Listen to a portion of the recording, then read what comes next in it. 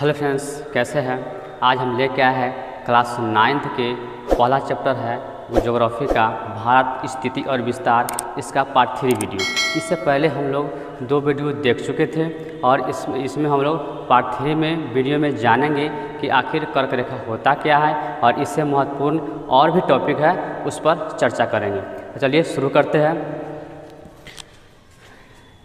जैसा कि आप लोग देख रहे हैं यहाँ पर कि पूरा पृथ्वी हमारा क्या है, गोल है और पृथ्वी के बीचों बीच जो रेखा जाती है वो विषुवत रेखा कहलाती है।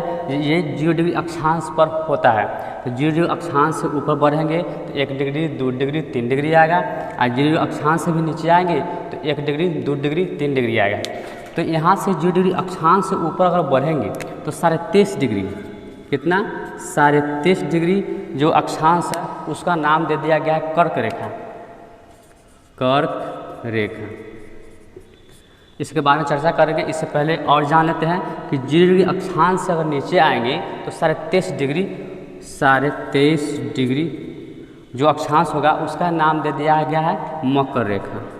मकर रेखा, आप सोचिएगा कि 0 डिग्री अक्षांश में नीचे 23.5 डिग्री, ऊपर भी 23.5 डिग्री है, कन्फ्यूजन होगा। तो बिल्कुल कन्फ्यूजन नहीं होगा। कैसे कि हम बताए थे कि 0 डिग्री अक्षांश से ऊपर जब बढ़ेंगे तो उत्तरी अक्षांश कहलाएगा, क्योंकि जो हमारा भारत है से उत्तरी गोलार्ध में स्थित है। तो 0 डिग्री अक्षांश से ऊपर बढ़ेंगे तो उत्तरी अक्षांश कहलाएगा, और 0 डिग्री अक्षांश से अगर नीचे आएंगे तो दक्षिणी अक्षांश कहलाएगा। दक्षिणी अक्षांश इसीलिए कहलाता है क्योंकि दक्षिण दिशा में है, और ऊपरी अक्षांश इसीलिए कहलाता है क्योंकि उत्तर दिशा में है। तो यहाँ पर इसको शॉर्टकट में लिख सकते हैं कि 23.5 डिग्री एन लिखा हुआ रहेगा। 23.5 डिग्री एन मतलब नॉर्थ, उत्तर। तो 23.5 डिग्री उत्तरी अक्षांश की अगर बात करें तो हम समझ जाएंगे कि कर्क रेखा की बात हो रहा है, और 23.5 डिग्री एस लिखा रहेगा यानी साउथ, तो दक्षिणी अक्षांश की बात किया गया है। तो दक्षिणी अक्षांश में कौन सा है, तो मकर रेखा है। यानी कर्क रेखा के बारे में हम लोग जानेंगे, मकर रेखा बाद में देखेंगे। इस चैप्टर में कर्क रेखा का जिक्र किया गया था। तो 23.5 डिग्री जो उत्तरी अक्षांश है, कर्क रेखा जो है से भारत को बीचों बीच रेखा, भारत के बीचों बीच काटती है। जैसा कि हम लोग पहले भी जान चुके हैं कि पृथ्वी के जो बीचों बीच जो रेखा जाती है वो विषुवत रेखा होती है। उसी प्रकार भारत के भी बीचों बीच जो रेखा जाएगी उसका नाम दे दिया गया कि कर्क रेखा है। तो कर्क रेखा जो यहाँ भारत के बीचों बीच जा रही है, तो जाहिर सी बात है कि यहाँ पर जितने भी राज्य होंगे तो उस राज्य से होकर गुजरेंगी। ये होता क्या है, तो ये क्या है, एक काल्पनिक रेखा है। ये वैज्ञानिक द्वारा एक अध्ययन किया गया सुविधा के लिए कि अच्छा से अध्ययन करेंगे तो ये रेखा पर डिवाइड कर दिया गया है। तो समझिए कि कर्क रेखा जो है भारत के कितने राज्य से होकर गुजरती है, तो 8 राज्यों से होकर गुजरती है। तो 8 राज्य कौन कौन से हैं, आइए मैप पर चलते हैं। तो आपके सामने भारत का मानचित्र रखा गया है। तो मानचित्र में यहाँ ध्यान दीजिएगा, यहाँ पर 23.5 डिग्री है, तो इसको हम लोग 23.5 डिग्री उत्तरी अक्षांश खींच रहे हैं। यह है आपका 23.5 डिग्री कर्क रेखा। इस तरीक़ा से लाइनिंग गया है, आप देख सकते हैं। तो यहाँ पर भारत के पश्चिम में कौन सा राज्य पड़ता है, तो यहाँ पर क्या है, गुजरात राज्य है। इस तरीक़ा से ग्रीन जो कलर का है ये सब क्या है, गुजरात का राज्य है। तो एक में गुजरात राज्य से भी कर्क रेखा होकर गुजरेगी। इससे और आगे बढ़िएगा तो मध्य प्रदेश का राज्य आता है, लेकिन मध्य प्रदेश से ये जो है सो मध्य प्रदेश का एरिया है। तो मध्य प्रदेश से पहले क्या है, ऊपर में राजस्थान है, लेकिन राजस्थान का जो भाग है तो थोड़ा सा एरिया कुछ कट रहा है। यहाँ पर ध्यान दीजिएगा कि राजस्थान जो है इस तरीक़ा से कटा हुआ, इस तरीक़ा से उसका एरिया है। तो यहाँ पर देख सकते हैं कि राजस्थान के यहाँ तक एरिया है, ये भी कर्क रेखा से क्या है, कट रही है। तो राजस्थान भी होगा यहाँ पर। तो राजस्थान से भी क्या है कि कर्क रेखा होकर गुजरती है। तो 2 नंबर। उससे और आगे बढ़ेंगे तो जो यहाँ देख सकते हैं कि मध्य प्रदेश है, तो मध्य प्रदेश भी क्या है, कर्क रेखा से होकर गुजरती है। इससे और आगे बढ़ेंगे तो किसका एरिया आ जाएगा, तो छत्तीसगढ़ का एरिया आ जाएगा। ये है आपका छत्तीसगढ़। तो छत्तीसगढ़ भी क्या है, कर्क रेखा से कटती है। ये है 4 नंबर पर। आगे बढ़िएगा तो झारखंड का एरिया आएगा। तो झारखंड का एरिया आपका इस तरीक़ा से दिया गया है। तो झारखंड भी है जो कर्क रेखा से होकर गुजरती है। उससे और आगे बढ़िएगा, यहाँ पर पश्चिम बंगाल है। तो पश्चिम बंगाल का एरिया ऊपर तक है इस तरीक़ा से, और नीचे भी है।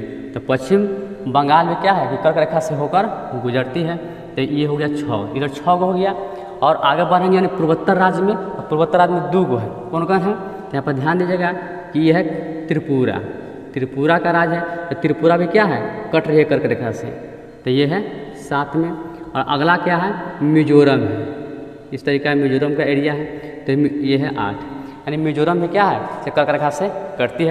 तो हम लोग देख लिए कि कर्क रेखा से भारत कितने राज्य होकर गुजरती है, तो 8 राज्यों से 8 राज्य को हम लोग मैप पर देख लिए। इस तरीक़ा से ऐसे कर्क रेखा पर बहुत सारा ट्रिक बना हुआ है, लेकिन ट्रिक याद नहीं करना है, क्योंकि ट्रिक से याद करने पर क्या होता है कि आदमी भूल जाता है। बात को समझना है, बार बार हम करेंगे बात को क्या कह रहा है उसको समझा हुआ बात को कभी आप नहीं भूलिएगा। तो एक काम करना है कि भारत का मानचित्र है या संसार का मानचित्र है, दोनों जहाँ पर आप रहते हो वहाँ पर लगा लेना है। जिससे क्या होगा कि जिस समय आप घर में एंट्री कीजिएगा तो आपको नज़र वहाँ पर सामने बार बार आएगा, तो वहाँ पर भारत के मानचित्र पर बार बार देखने पर आपको क्या होगा, याद हो जाएगा। संसार के मानचित्र बार बार देखिएगा तो याद हो जाएगा। इस तरीक़ा से याद करने का तरीका है जो कि आप बिल्कुल नहीं भूलिएगा। अब देख सकते हैं कि कर्क रेखा में कौन कौन से है, तो कर्क रेखा में राज्य यहाँ पर है, गुजरात है, राजस्थान, मध्य प्रदेश, छत्तीसगढ़, झारखंड, पश्चिम बंगाल, त्रिपुरा, मिजोरम, यानी 8 राज्य से होकर कर्क रेखा क्या करती है, गुजरती है। ये समझ गए। आगे चलते हैं कि अगला है कि भारत और पाकिस्तान के बीच जो अंतर्राष्ट्रीय सीमा रेखा है उसका नाम क्या दिया गया है। तो उसका नाम हम लोग जान लेते हैं कौन सा है, तो रेड क्लिफ लाइन है उसको। तो ये क्या होता है, हम लोग जानते हैं कि ये भारत है। अब भारत के बगल में जो पड़ोसी देश है जो पाकिस्तान अफगानिस्तान है, इसके बीच भारत और पाकिस्तान के बीच जो बॉर्डर है यानी सीमा रेखा है उसका नाम दिया गया है। ये आपको नाम याद करना होगा, यानी रेड क्लिफ। तो ये इसको कैसे याद कीजिएगा, तो हम जानते हैं कि जो पाकिस्तान से हम लोग का हमेशा मतभेद चलते रहता है, खूना खराबी होते रहता है, तो मारपीट होगा तो खून का रंग कैसा होता है, लाल होता है यानी रेड होता है। तो उससे आप याद कर सकते हैं कि भारत और पाकिस्तान के बीच जो सीमा रेखा है उसका क्या नाम है, तो रेड क्लिफ। यहाँ देख सकते हैं कि भारत और पाकिस्तान के बीच जो अंतर्राष्ट्रीय सीमा रेखा है उसका नाम है रेड क्लिफ लाइन। जान गए। चलिए अगला टॉपिक क्या है कि ठीक है भारत पाकिस्तान हो गया। अब चाइना से भी हम लोग का मतभेद चलता है। तो चाइना में क्या है कि भारत और चीन के बीच जो अंतर्राष्ट्रीय सीमा रेखा है उसका क्या नाम है। यहाँ भारत है और चीन के बीच जो सीमा रेखा है उसका क्या नाम है, तो मैकमोहन रेखा इसका नाम है। जान गए कि मैकमोहन, ये याद करने वाला है, ये याद कर लीजिएगा, ठीक है। अगला टॉपिक था सार्क। सार्क में कितने देश होते हैं और सार्क होता क्या है इसके बारे में समझिए। तो भारत और उसके जो 6 पड़ोसी देश है उसको आर्थिक विकास करने के लिए एक संगठन बनाया गया था। वो संगठन कब बनाया गया था, तो 8 दिसंबर 1985 को एक संगठन बनाया गया था, क्योंकि अगर कोई परेशानी हो, कोई समस्या हो तो उसमें आप भारत उसका क्या मदद कर सके, उसके आर्थिक विकास में मदद करें। इससे पहले भी हम लोग चर्चा कर चुके थे, G7 जब बताते हैं कि चाइना क्या करती है कि सिल्क रूट द्वारा अपना विस्तार नीति अपना रहा है, हड़प नीति अपना रहा है, अंग्रेज के नियम पर चल रहा है। तो उसी प्रकार भारत को भी चाहिए कि जितना भी पड़ोसी देश है, स्थलीय हो या जलीय हो, उसको ये भी एक संगठन बनाया गया 1985 में। संगठन जब बना गया है सार्क, तो उस संगठन के माध्यम से आप कोई परेशानी हो तो उसको आप मदद करके क्या कर सकते हैं, सहयोग कर सकते हैं। उसका आर्थिक अर्थव्यवस्था भी मजबूत होगा। इससे क्या होगा, जब आप पड़ोसी के साथ जब रिश्ता अच्छा रहेगा तो इससे होगा कि बाहरी आदमी को मौका नहीं मिलेगा। नहीं तो बाहरी आदमी, आप लोग गांव घर का ही एग्जाम्पल ले सकते हैं कि अगर गांव घर में आपका अगर पड़ोसी के साथ झगड़ा रहता है तो बाहरी आदमी को मौका मिल जाता है लड़वाने के लिए। जस्ट लाइक वैसा ही बात देश में लागू होता है कि अपना देश से अगर नहीं बनता है तो बाहर में क्या कर सकता है, आप पर आक्रमण कर सकता है, ये संभावना रहता है। इसीलिए पड़ोसी से हमेशा कहा जाता है कि मिलजुल के रहिए, जिससे आपका शक्ति में मजबूती रहे, अर्थव्यवस्था में मजबूत रहे, जो कि जो भी बाहरी समस्या है उसको हम लोग आपस में ही निपट सकते हैं। तो सार्क से भी भारत को चाहिए कि अच्छा रिश्ता बनाए, जिस तरीक़ा से क्या है अर्थव्यवस्था में मजबूत हो। इसमें सार्क का फुल फॉर्म लिखा गया है कि क्या है सार्क का फुल फॉर्म, तो south Asian association for religion corporation, यानी इसका हिंदी में दक्षिण एशिया क्षेत्रीय सहयोग संगठन। नाम से यह स्पष्ट है, किसी भी नाम रखने से पहले उसका कोई कारण होता है। यहाँ नाम से ही है दक्षिण एशिया, यानी एशिया के दक्षिण पूर्व में स्थित है। ये जो भारत के जो पड़ोसी देश है, जैसे एशिया कहाँ है, दक्षिण पूर्व में स्थित है, इसीलिए इसका नाम पड़ गया दक्षिण एशिया।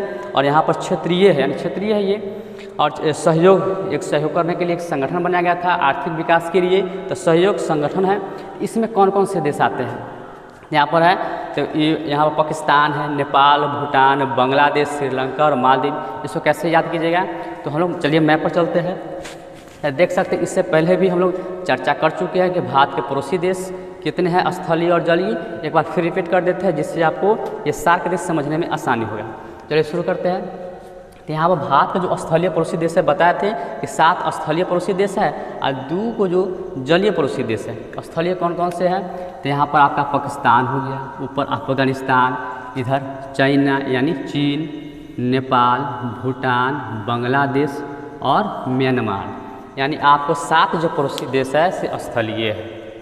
देख लिए इस तरीक़ा से स्थलीय देख लिए। अब देखते हैं जलीय पड़ोसी देश कौन कौन है। तो यहाँ पर श्रीलंका है और यहाँ पर आपका मालदीव है, जो कि लक्षद्वीप से नीचे है मालदीव, ये जलीय पड़ोसी देश है। तो यहाँ पर देखिए कि कौन कौन से है, तो ये पाकिस्तान है, पाकिस्तान को शामिल किया गया सार्क में, यहाँ लिखा हुआ है पाकिस्तान है।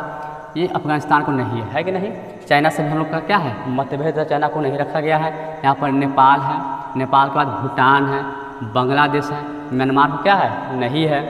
आगे बढ़िए, ये जो जलीय पड़ोसी देश है यहाँ पर श्रीलंका और मालदीव, इसको रखा गया। यहाँ देखिए जलीय श्रीलंका और मालदीव। जलीय को भी हमसे फायदा होता है कि जलीय से हम लोग क्या कर सकते हैं, एक तो हम लोग स्थल से व्यापार करते हैं पूरा बाई रोड, और उसके अलावा बंदरगाह के भी माध्यम से हम लोग क्या करते हैं व्यापार करते हैं। यानी अगर रिश्ता बना हुआ रहेगा जलीय पड़ोसी देश से तो हम लोग यहाँ से भी क्या कर सकते हैं व्यापार कर सकते हैं, जल मार्ग से व्यापार कर सकते हैं। तो इससे भी अपना ये श्रीलंका है, मालदीव क्या है जलीय पड़ोसी देश है। ये सब सार्क में शामिल है, सार्क जो संगठन है उसमें क्या है शामिल है।